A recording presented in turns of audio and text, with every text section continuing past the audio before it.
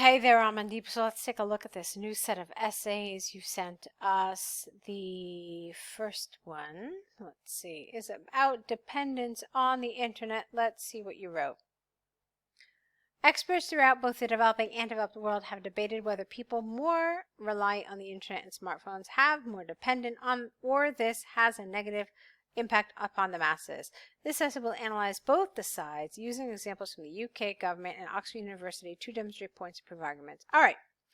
So it's an introduction with 2 sentences. The second sentence is fine, no problems here, but the first one has some major grammatical problems, and it needs some work. Okay. Now, apart from that, we'll get to that. We'll get to the grammatical mistakes, but the other thing I want to talk about is the actual question. As you know, each IELTS task, each task 2, has a command where that command basically tells you what it wants you to do, what it wants you to talk about, okay? And here it's very clearly, do the benefits of this outweigh the disadvantages? So that's something you really need to answer in the introduction in order to make sure that your position is clear throughout the response, okay? So rather than just saying that you're going to analyze both sides, it's important to say what you think. Are there more benefits of this, or are there more disadvantages? All right, so that's one thing. Now let's look back at this grammar. Experts throughout both the developing and developed world have debated whether there are more positives of relying on the internet and smartphones, or if this has a negative impact upon the masses. That's basically what you were trying to say. But then what you really need to do is answer that in your next sentence. Let's move on. On the one hand, there is ample evidence that after the advent of the internet and modern gadgets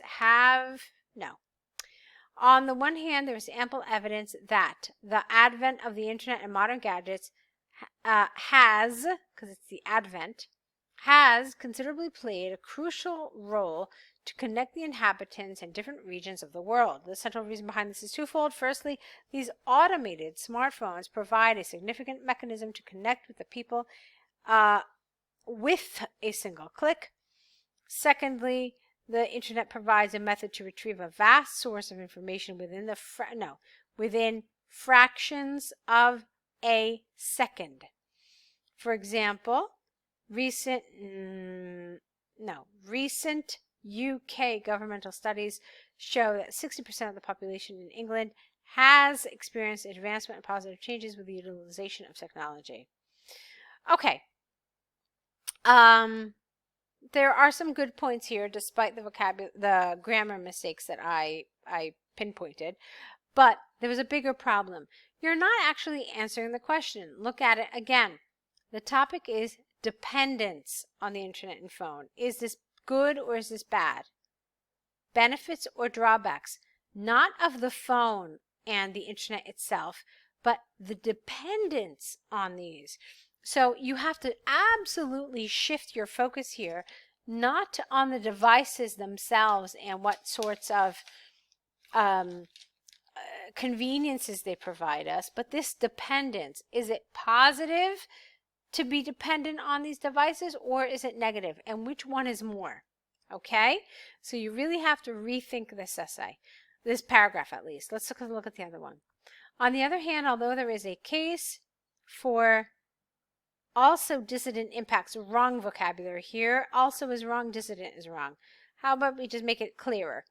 Although there is a case for negative impacts, that doesn't make sense. In this previous one, supposedly you were talking about positives.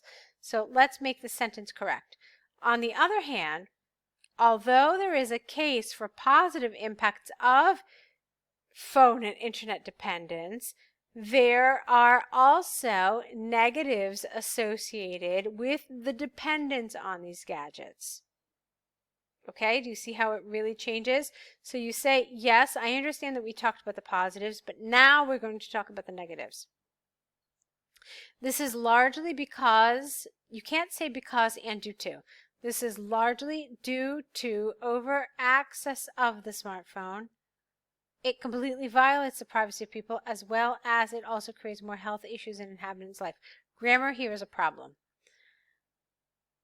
Over access of the smartphone doesn't carry meaning. I don't understand what you mean. And then you say that it completely violates the privacy of people. How? Why? What do you mean? Okay, and then you tell me it also provides health issues. So two major things in this one sentence. For instance, a recent study by Oxford University revealed that 30% of the cases of violation of the privacy of users is increasing. What does that mean? 30% of cases of violation of privacy is increasing? I don't understand that. It's not clear. Are you trying to say, I'm not really sure what you're trying to say.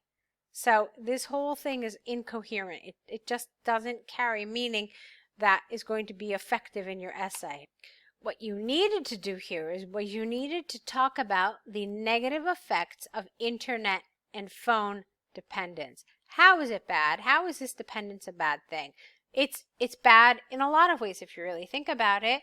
If you rely 100% on your internet or phone, what do you do when you can't have these things? Some people feel very uncomfortable, like they're completely shut off and cut off from the world. It makes them very anxious, like they're not connected with other people, and it creates really a lot of anxiety. So this dependence is a bad thing in that it creates anxiety and a feeling of isolation.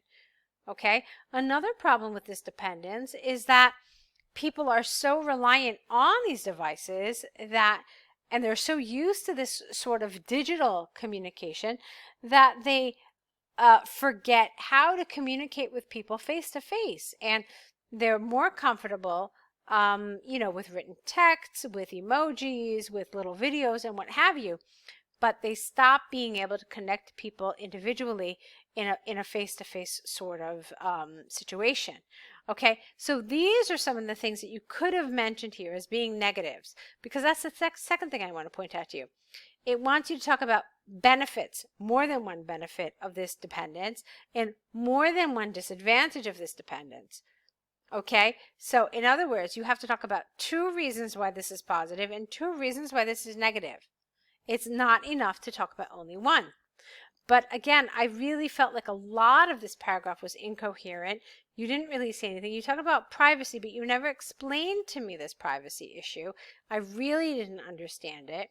So how does dependence on the internet relate to privacy issues? You can see that it's really just absolutely not clear.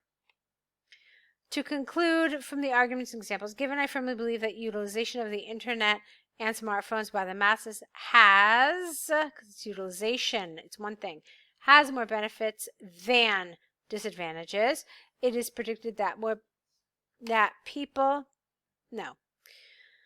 It is predicted that people who have more dependence upon technology will increasingly grow in importance. All right, that's not really ideal. It doesn't really make a lot of sense that these people will increase the importance. No, not these people, but that dependence on technology will continue to increase. Okay, at this point in your IELTS preparation, it's important to start taking the template and kind of playing with it, altering it when necessary in order to make it fit what you're writing. So here you need to change it a little bit to say something like, it is predicted that dependence upon technology will increasingly grow in importance, not the people. Okay, so that's my feedback about your task 2. Let's take a look at this cover letter now. Dear Sir, I am writing this letter in order to inform you that I want to apply for the advertised post-security supervisor in Garda World Company. All right, let's work on this a little bit. This is a formal letter, so it requires formal language. Want is absolutely not okay. It has to be something more like, I'm writing this letter in order to inform you that I would like to apply for the advertised position of post-security supervisor in Garda World Company. All right, that's one way you could have said it. Another way you could have said it, which would have sounded even better, is, Dear Sir, I'm writing to express my interest in the position of Post Security Supervisor in Garter World Company. Please find my CV attached for your consideration. Okay? Even better. Firstly, my name is Amandeep Sidhu, and I have recently completed a 2-year diploma in the security industry. Meanwhile, while pursuing my diploma, I was also doing a part-time job as a level 3 security officer in commercial buildings. Full stop, new sentence, no and. We never start sentences with and.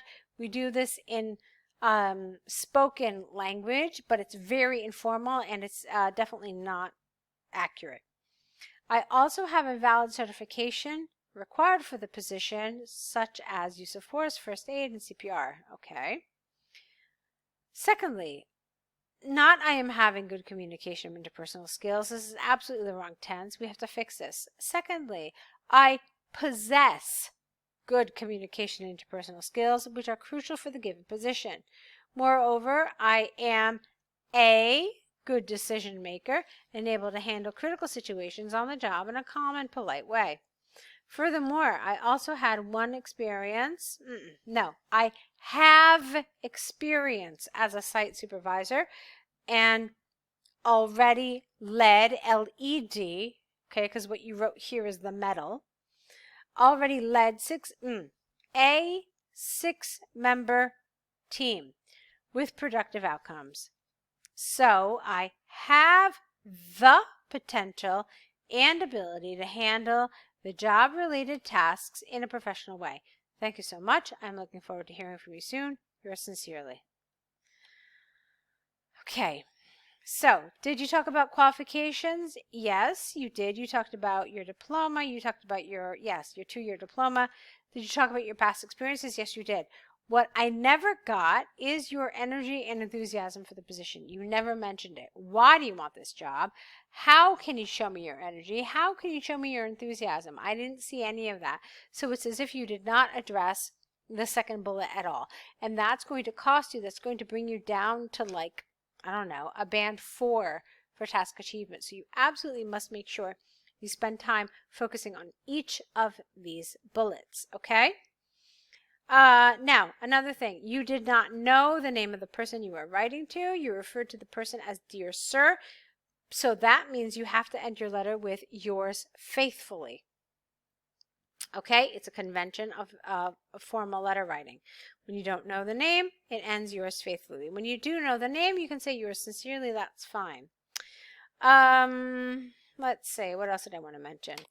I thought your closing was rather abrupt. You said, thank you so much. I'm looking forward to hearing from you soon.